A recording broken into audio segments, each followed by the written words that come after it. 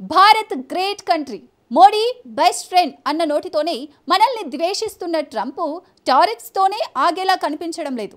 భారత్ను అన్ని విధాలుగా చిక్కుల్లో నెట్టేందుకు విశ్వ ప్రయత్నాలు చేస్తున్నారు.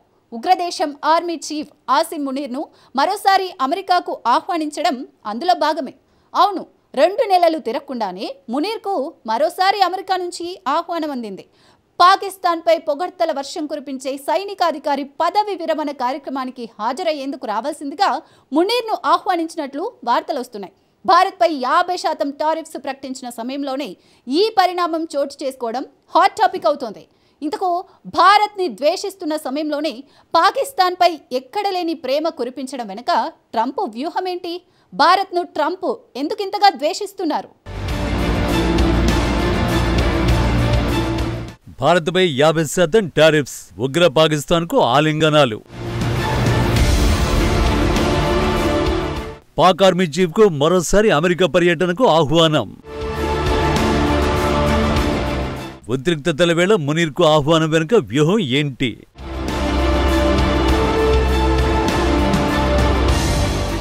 ఆసిమ్ మునీర్ పేరుకే పాకిస్తాన్ ఆర్మీ చీఫ్, రియాలిటీలో ఒంటి మీద సైనిక దుస్తులు ధరించిన ఉగ్రవాది. భారత్పై నిలువెల్లా విషం నింపుకున్న మతోన్మాది. పహల్గాం ఉగ్రదాడికి ఈ నరరూప రాక్షసుడే కారణం. ఇది ప్రపంచం మొత్తానికి తెలిసిన నిజం. కానీ డొనాల్డ్ ట్రంప్ కు మాత్రం మునీర్ మహోన్నత వ్యక్తిలా కనిపిస్తాడు. అందుకే పాకిస్తాన్ సైనిక అధినేతల్లో ఎవరికి ఇవ్వని గౌరవాన్ని మునీర్ కు ఇచ్చాడు. జూన్ నెలలో వైట్ హౌస్ లకి ఆహ్వానించి ప్రత్యేక విందు ఇచ్చి మరీ పంపించాడు. ఇది జరిగే 2 నెలలు కూడా పూర్తి కాకముందే మరోసారి పాక్ ఆర్మీ చీఫ్ కు అమెరికా నుంచి ఆహ్వానం అందింది. అది కూడా భారత్పై 50% టారిఫ్స్ తో రెచ్చిపోయిన సమయంలో. ఇక్కడే ట్రంప్ తీరుపై కొత్త అనుమానాలు మొదలయ్యాయి.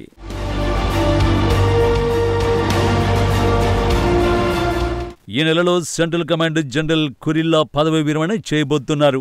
ఈ కార్యక్రమానికి హాజరయ్యేందుకు మునీర్ వాషింగ్టన్ వెళ్తున్నట్టు రిపోర్ట్స్ చెబుతున్నాయి. తాజా పర్యటనలో ఆసిమ్ మునీర్ అమెరికా రక్షణ శాఖ ఉన్నతాధికారులతో సమావేశమవుతారని భావిస్తున్నారు.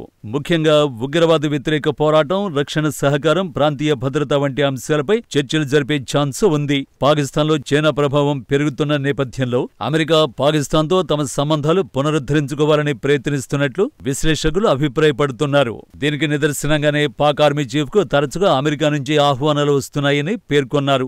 జనరల్ కురిల్లా ఇటీవల పాక్ ను ఉగ్రవాద వ్యతిరేక పోరాటంలో అసాధారణ భాగస్వామిగా అభివర్ణించారు. And trying to do external plots globally to include against the homeland. Right now, what we saw is the Taliban, in going after ISIS-K, they hate each other, pushed a lot of them into the tribal areas on the Afghan-Pakistan border. Through a phenomenal partnership with Pakistan, they have gone after ISIS-Khorasan, killing dozens of them. Through a relationship we have with them, providing intelligence, they have captured at least 5 ISIS-Khorasan high-value individuals. They extradited back Jafar, who was one of the key individuals behind the Abbey Gate bombing. ఇతడే America central command chief general Michael కురిల్లా.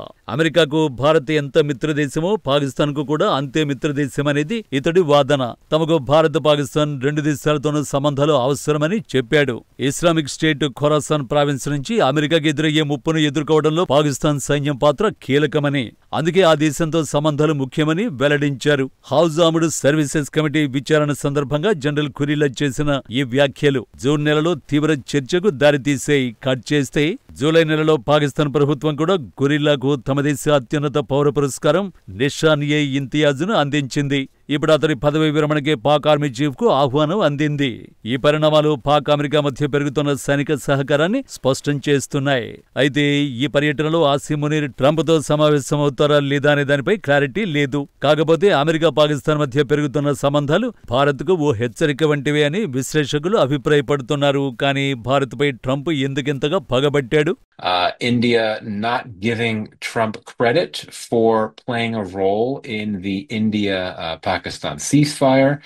I would think that perhaps President Trump is very unhappy about a phone call that took place between him and Prime Minister Modi several weeks ago, in which, as I understand it, Prime Minister Modi spent a long time giving a very detailed rejection of various positions that Trump has taken particularly on the issue of the ceasefire.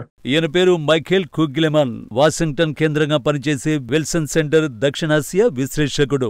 ఈయన అనుమానం ఏంటంటే భారత్పై Trump పగబట్టడానికి reason రష్యాతో oil కొనడము లేక చైనాకు దగ్గరయ్యే ప్రయత్నాలు కాదని. Trump వ్యక్తిగత అక్కసు స్వార్థ కారణాలతోనే భారత్పై టారిఫ్లు విధిస్తూ పాకిస్తాన్ కు దగ్గరవుతూ ఉండొచ్చని అభిప్రాయపడుతున్నారు. అందుకు కారణం లేకపోలేదు.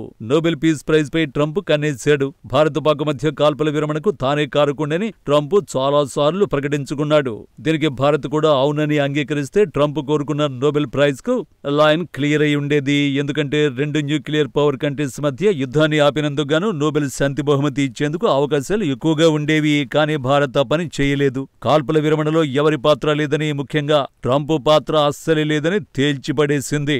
ఇది ట్రంప్ ఎగోను దారుణంగా హర్ట్ చేసింది. ఫలితంగా భారత్పై పగబట్టాడనేది మైఖేల్ చెప్పిన కొత్త యాంగిల్. భారత్పై పగబట్టడానికి ఇదే మెయిన్ రీజన్ అయ్యుండొచ్చు.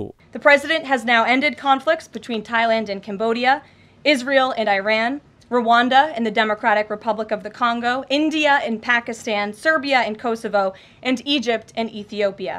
This means President Trump has brokered, on average, about 1 peace deal or ceasefire per month during his 6 months in office.